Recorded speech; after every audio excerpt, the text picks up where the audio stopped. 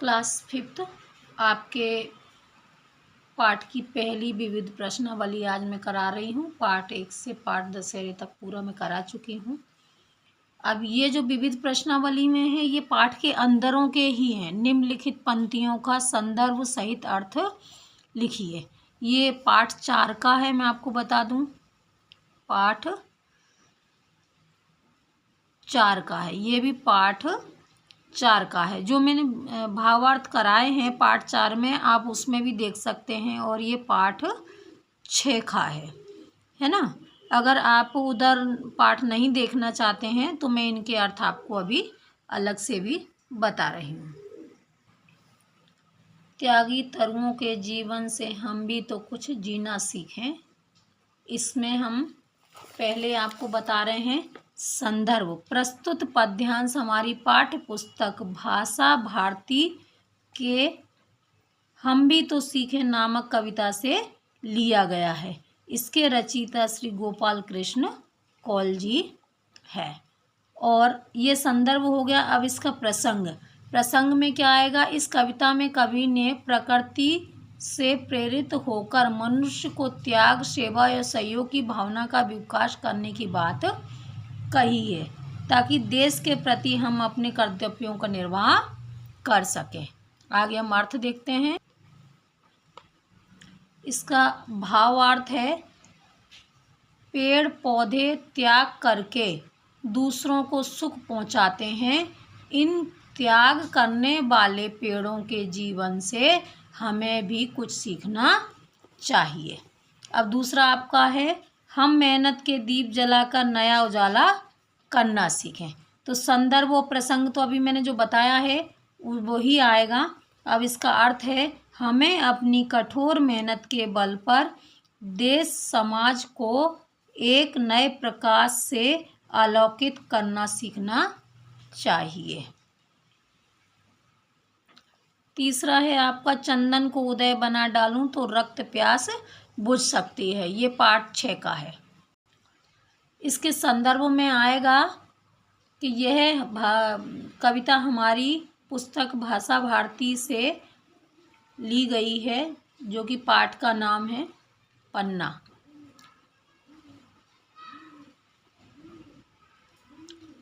प्रसंग, धाय माँ अपने द्वारा कुंवर उदय सिंह को बचाने के विचार का वर्णन किया गया है।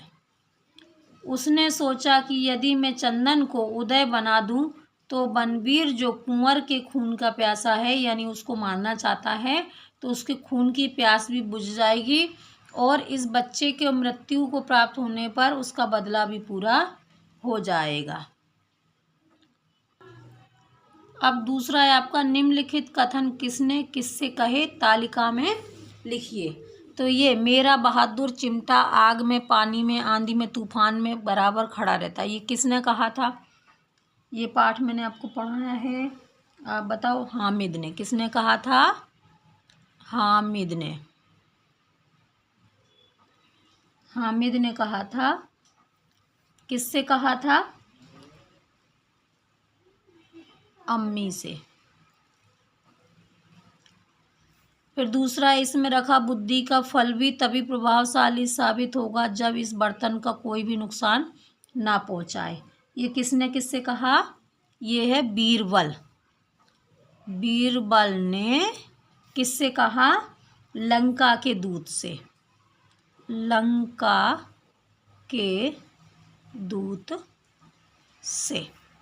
अब आपकी ये है, निम्नलिखित पंक्तियों को पूरा कीजिए। पथिकों को जलती दोपहर में पेड़ सदा देते हैं छाया। यहाँ पे क्या आएगा? पेड़ सदा देते हैं छाया। फिर बादल में बिजली कौंधी। ये पाठ 6 का है। था एक विचित्र विचार जगा। फिर ये आपका तीसरा है, शब्दों के सही रूप द्वारा रिक्त स्थानों की पूर्ति कीजिए। रमजान के पूरे 30 रोज़ों, क्या आएगा यहाँ पर, रोज़ों के बाद ईद आई। हमने ईदगाह पाठ में पढ़ा है ना, जो उनके उपवास होते हैं उनको रोजे बोलते हैं। तो ये आएगा, सूर्य से हमें रोशनी प्राप्त होती है। क्या प्राप्त होती है, रोशनी। तीसरे में आएगा, इसमें रखा गया बुद्धि का फल तभी प्रभाव, क्या होगा, शाली, प्रभावशाली आएगा, यहाँ पे लिखा नहीं है, प्रभावशाली, ठीक है, प्रभावशाली होगा। फिर सही उत्तर चुनकर लिखिए। ये आपका अगला प्रश्न है, सही उत्तर। तो इसमें आएगा आपका, हवा से हमें क्या प्राप्त होता है, जीवन। क्या प्राप्त होता है, हवा से हमें जीवन, ये वाला आएगा, ठीक है। ईश्वर चंद्र विद्यासागर के पिता का क्या नाम था, बताओ आप, क्या नाम था, ठाकुरदास। क्या नाम था, ठाकुरदास। हामिद ने मेले से क्या खरीदा था, चिमटा। बादशाह अकबर के घोड़े ने क्या, बादशाह अकबर ने घड़े में क्या देखा, क्या देखा था घड़े में, कद्दू। अब दिए गए, आगे का प्रश्न है आपका, दिए गए शब्द समूह में से विलोम शब्दों की जोड़ी छांटिए और अलग लिखिए।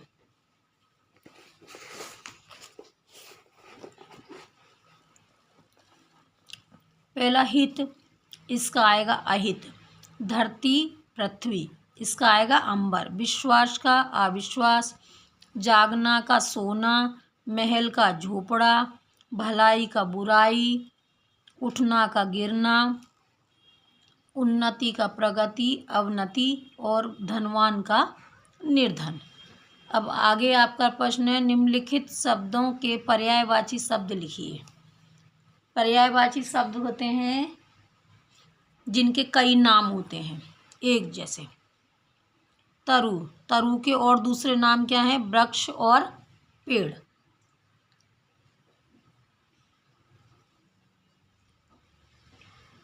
फूल का पुष्प कुसुम।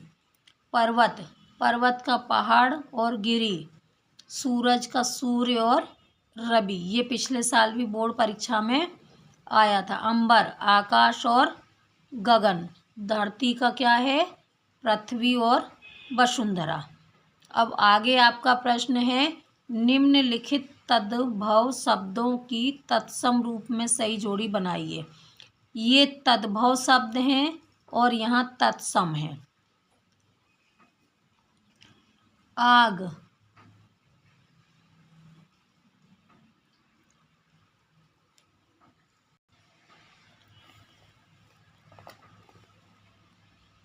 आग में आएगा अग्नि। फूल, पुष्प, घर, ग्रह, और पत्ता का पत्र। ये आपके तत्सम और तद्भव हो गए। अब ये आपका है, निम्नलिखित में से देशज एवं विदेशज आगत शब्दों को छांटिए। अब इसमें से छांटना है, देशज कौन कौन से, माटी, पत्थर, आखर, आलस। अब विदेशी शब्द कौन से, साइकिल, बस, स्कूल और पेन। देखो, देसी जो हम बोलते हैं हमारे देश में वो हैं, और विदेशी शब्द जो हैं जो इंग्लिश वाले शब्द हैं या उर्दू फारसी के जो बाहर से आए हैं। अब आपके हैं, निम्नलिखित प्रश्नों के उत्तर लिखिए। ये जो प्रश्नों के उत्तर हैं, ये पाठ के पीछे के जो पाठ हैं उन्हीं में से विविध प्रश्नावली पढ़िए। अगर आप चाहें तो उसमें से भी लिख सकते हैं, या मैं इसमें दोबारा पूरा आपको बता रही हूँ। पहला है, ईश्वर चंद्र के नाम के साथ विद्यासागर कैसे जुड़ा। ईश्वर चंद्र ने वेदांत और दर्शन शास्त्र की योग्यता प्रतियोगिता में प्रथम स्थान प्राप्त किया। इसके लिए उन्हें पुरस्कार और प्रशंसा पत्र प्रदान किए गए, और तभी भारत के महान विद्वानों ने एक सभा में उनको विद्यासागर की उपाधि प्रदान की। फिर दूसरा प्रश्न है आपका, उन प्रसंगों का उल्लेख कीजिए जिनके द्वारा विद्यासागर की दयालुता का पता चलता है। तो हम इसके लिए निम्नलिखित प्रसंग देखते हैं। वह अपनी छात्रवृत्ति का अधिकांश भाग निर्धन विद्यार्थियों को दिया करते थे। दूसरा, किसी विद्यार्थी को फटे पुराने कपड़े पहने देख वे उसके लिए कपड़े बनवा दिया करते थे। तीसरा, गरीब विद्यार्थियों को शिक्षण शुल्क और पुस्तकें खरीद कर देने में उन्हें आत्म सुख मिलता था। इस तरीके से ये 3 पॉइंट हैं जो हमें ये बताते हैं कि वह दयालु थे। आगे आपका प्रश्न है, बीरबल ने बुद्धि का घड़ा कैसे तैयार किया? उत्तर, बीरबल ने घड़ा लिया और उसे कद्दू के फूल के ऊपर उल्टा लटका दिया। कुछ दिनों बाद वह कद्दू घड़े में ही घड़े के आकार का हो गया और घड़ा भर गया। इस प्रकार बीरबल ने बुद्धि का घड़ा तैयार किया। आगे प्रश्न है, हम भी सीखें पाठ से प्रकृति के किन उत्पादनों का पता लगता है? उत्तर, हम भी सीखें पाठ से हमें सूरज की रोशनी, हवा, कृषि उत्पादन यानी खेती, पेड़, फूल, फल आदि प्रकृति के उत्पादनों का पता चलता है। हामिद के चिमटा को देखकर दादी ने क्या प्रतिक्रिया व्यक्त की? हामिद के चिमटे को देखकर दादी अमीना ने अपनी छाती पीट ली।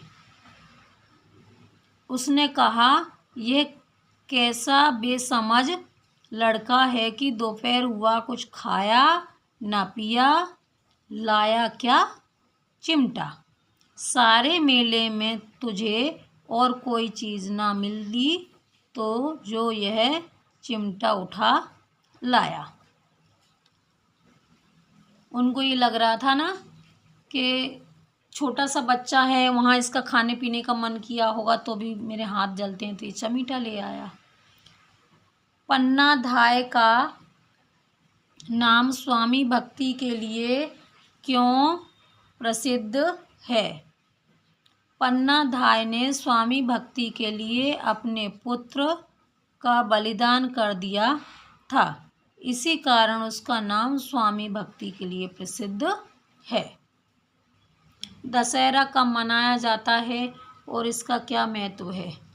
दशहरा प्रतिवर्ष सितंबर अक्टूबर कुंवार मास की शुक्ल पक्षमी की 10वीं तिथि को मनाया जाता है। यह त्यौहार हमें अत्याचार और अधर्म के रास्ते पन्ना चलने की और असत्य पर सत्य की विजय की सीख देता है, अतः इसका अत्यधिक महत्व है। प्रश्न नंबर 8, निम्नलिखित विषयों पर टिप्पणी लिखिए। पहला है बीरबल की चतुराई और दूसरा दशहरा। पहला, बीरबल की चतुराई। बादशाह अकबर ने बीरबल से लंका के दूत के लिए एक घड़ा बुद्धि लाने को कहा।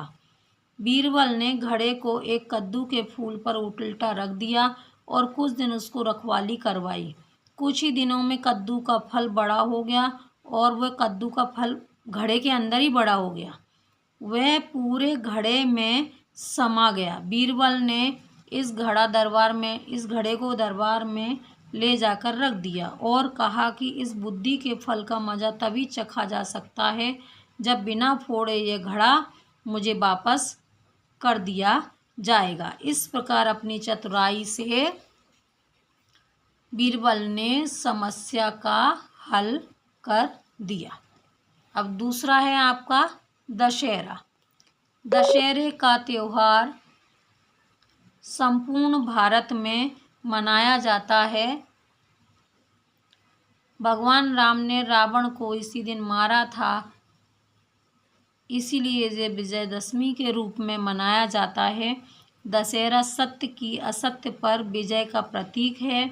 दशहरे के दिन प्रत्येक गली में रावण का पुतला जलाया जाता है। इससे यह भी प्रदर्शित होता है कि रावण रूपी बुराई को जलाया जाना चाहिए ताकि जीवन में बुराई का अंत हो और अच्छाई बनी रहे।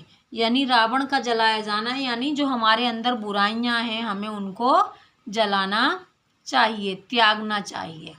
फिर आपका आगे मुहावरों का स्पष्ट अर्थ स्पष्ट करते हुए वाक्य लिखिए। पर लगाना, दूसरा सिर मोड़ेंगे तो ओले पड़ना, बिजली कौंदना, ये हैं आपके। तो पर लगना मतलब तेज दौड़ना। अब ये शब्द वाक्य प्रयोग कर रहे हैं तो ये वाला शब्द उसमें आना चाहिए। दौड़ प्रारंभ होते ही धावकों ने यानी दौड़ने वालों ने मानो पर लग गए थे, तो ये पर लगना। सिर मुड़ाते ओले पड़ना, कार्य के शुरू होते ही रुक जाना। फिर तीसरा ये इसका प्रयोग है, सेठ बनवारी दास की मिल चालू होते ही आग लग गई, इसे कहते हैं सिर मुड़वाते ही ओले पड़ना। तीसरा है बिजली कौंदना, यानी नया विचार उत्पन्न होना। इसका प्रयोग है, बिजली चंदन को देखते ही पन्ना के दिमाग में बिजली सी कौंद गई। आगे है आपका गदगद होना, अत्यधिक प्रसन्न होना। प्रयोग, हामिद की बात सुनकर अमीना का हृदय गदगद हो उठा। देखो ये मैं आपको फिर बता रही हूँ, वाक्य में प्रयोग ये ना आए दूसरे आए, तो वाक्य में प्रयोग मतलब ये शब्द जो दिया हुआ है ये इस लाइन में आना चाहिए। अब आपका आगे है कि प्रगति शब्द से गति में प्रा जुड़ा हुआ है। अब इसी तरीके के शब्द दिए, उपसर्ग व मूल शब्दों को अलग करना है। पहला है निर्धन, तो इसमें अपन ने निर अलग कर दिया और ये धन मूल शब्द है, ये निर जो है वो उपसर्ग है। पराजय, तो परा अलग कर दिया और जय, जय एक शब्द होता है। ऐसी श्रम, श्रम में परि जोड़ दिया तो परिश्रम हो गया। शाप, अभी जोड़ दिया तो अभिशाप हो गया। अब आपका आगे है ता प्रत्यय जोड़कर नए शब्द बनाइए। उपसर्ग जो अभी अपन ने बनाए हैं वो आगे जोड़े जाते हैं और ये प्रत्यय जो होते हैं वो शब्द के पीछे। दयाल, जैसे सज्जन, सज्जनता, अब ये ता जोड़ना है अपने को। क्या बोला इन्होंने कि इसमें ता जोड़ना है, ता जोड़ना है, तो सज्जन से सज्जनता। दयालु, दयालुता। मानव, मानवता। महान, महानता। अत्वा प्रत्यय से बनने वाले दो शब्द लिखिए। ये त्वा प्रत्यय, तो एक हो गया महत्व और दूसरा हो गया लघुत्व।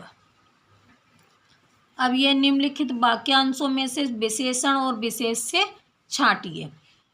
जिसकी विशेषता बताई जाती है वो विशेष से होता है और जो बताया जाता है वो विशेषण होता है। जैसे लड़का, लड़के के बारे में क्या बताया जा रहा है, दुबला पतला, तो इसमें विशेषण क्या है, दुबला पतला, और लड़का क्या है, विशेष। खूबसूरत फूल, तो खूबसूरत, लेकिन क्या है, फूल, तो फूल विशेष है जिसके बारे में बताया गया है। प्यासी मिट्टी को पानी दो, कैसी है मिट्टी, प्यासी, विशेष क्या है, मिट्टी। बालक अनपढ़ था, कैसा था, अनपढ़, लेकिन कौन था, बालक। किसके बारे में बोला जा रहा है, अनपढ़ है, बालक के बारे में, तो बालक कहाँ आएगा, विशेष्य में। विशेष्य मतलब जिसके बारे में बोला जाता है और जो बोला जाता है वो विशेषण है। पढ़िए और समझिए। एक बार मोहन इंदौर गया, उसके साथ श्याम नहीं गया था। मोहन ने वहाँ क्या देखा, यह श्याम ने जानना चाहा, तो मोहन ने कहा, अरे तुमने अभी तक इंदौर नहीं देखा, मैं तो चाहता हूँ अगली बार तुम भी मेरे साथ चलो। ये उपर्युक्त अनुच्छेद जो ये अपन ने 4 लाइनें पढ़ी, ये अनुच्छेद है। इसमें से जो वाक्य पहचान कर लिखना है। प्रश्नवाचक वाक्य, प्रश्नवाचक वाक्य क्या है, मोहन ने क्या देखा, ये आएगा, मोहन ने क्या देखा, ये प्रश्नवाचक हो गया। निषेधवाचक क्या हो गया, उसके साथ श्याम नहीं गया, तो क्या हो जाएगा, उसके साथ श्याम नहीं गया। फिर है विस्मय बोधक वाक्य, अरे तुमने अभी तक इंदौर नहीं देखा, मतलब आश्चर्य हुआ उसको। फिर है प्रश्न आपका, रेखांकित शब्दों का वचन बदलकर फिर से लिखिए। पेड़, खेत, अनपढ़, बालक, इनको करना है। पेड़ का पेड़ों, बाकी आपको पूरा ऐसे ही लिखना है।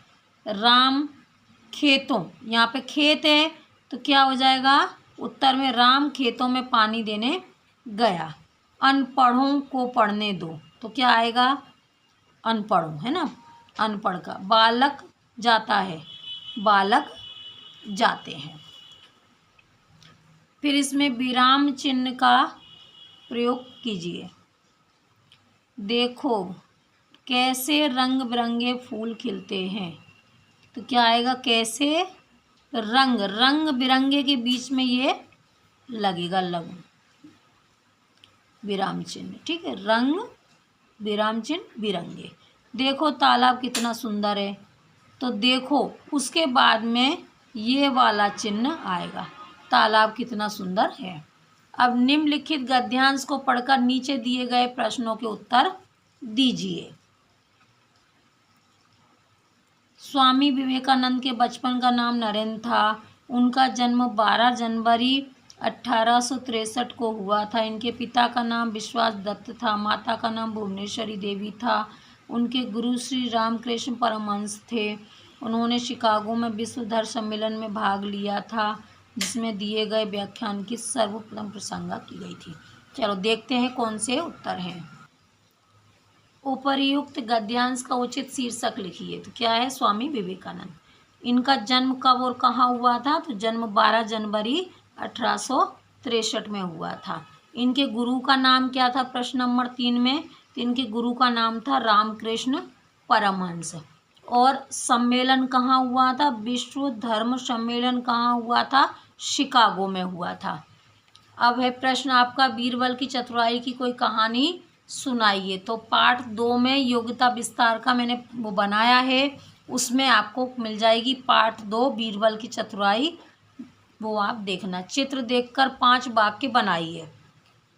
ये चित्र दिया हुआ है आपका, तो इसमें क्या है अपने को देखना है। ये चित्र उद्यान का है, मतलब बगीचे का है। फिर दूसरा, उद्यान में तरह तरह के पेड़ पौधे लगे हुए हैं।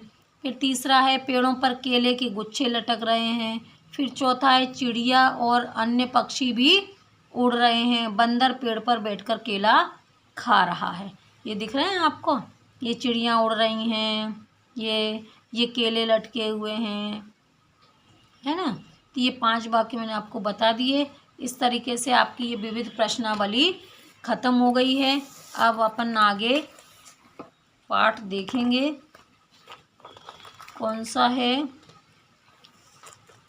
अब आपका पाठ आएगा पाठ 8, छत्रपति शिवाजी।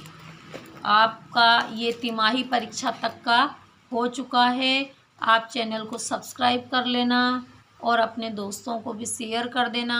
आपके कोई बड़े बहन भाई हैं तो उनके भी वीडियो 10वीं 12वीं के हैं। आगे हम आपको महत्वपूर्ण प्रश्न भी देंगे, इसलिए चैनल सब्सक्राइब कर लेना, सबसे पहले आपको पता चल जाएगा। मिलते हैं अगले पाठ के साथ।